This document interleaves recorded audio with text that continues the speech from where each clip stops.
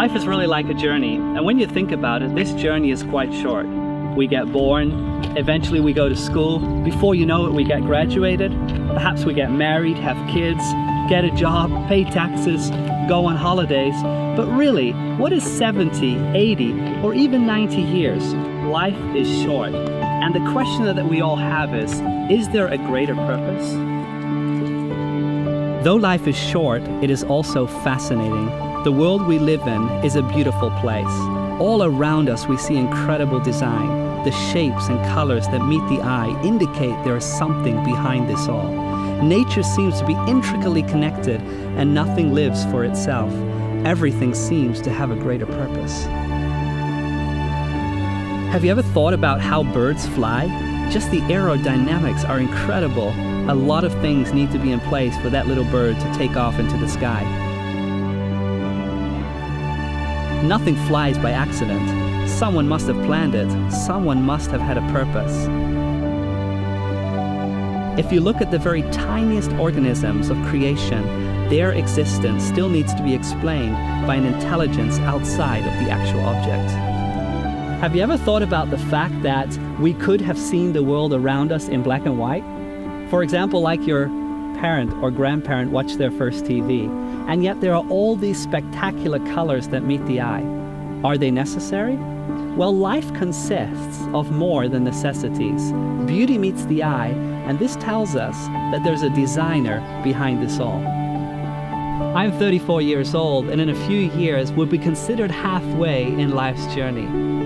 And yet there is something inside of us that tells us that death was never meant to be. It's as if eternity exists in our heart, this longing for something more. I mean, think about all the children's stories.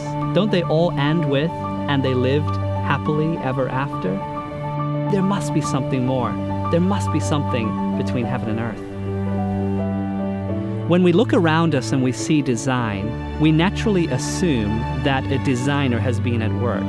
Think about the simple object like a bench. Obvious someone has had a purpose in mind for people to sit on this bench. And so when we look at the intricate things around us in nature, shouldn't we ask the question, where is the designer? What if there is a designer who had a purpose in creating us? What if the designer is like a loving parent? Remember that the designer determines the purpose. What if God's purpose is to love us, and our purpose is to know Him and love Him and imitate Him? I have a friend who works as an emergency doctor. He has on several occasions sat down with parents, comforting them as their child is struggling to survive. The same scenario repeats. Each parent expresses that they would want to take the place of their child and suffer instead of them.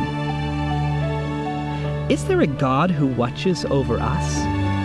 We are told that God sent His Son to suffer and die in our place so we can be set free from sin that leads to death. Jesus came to give us a happy end. He came to reunite us with our Heavenly Father. Last year, my wife and I had our first child, a beautiful baby boy.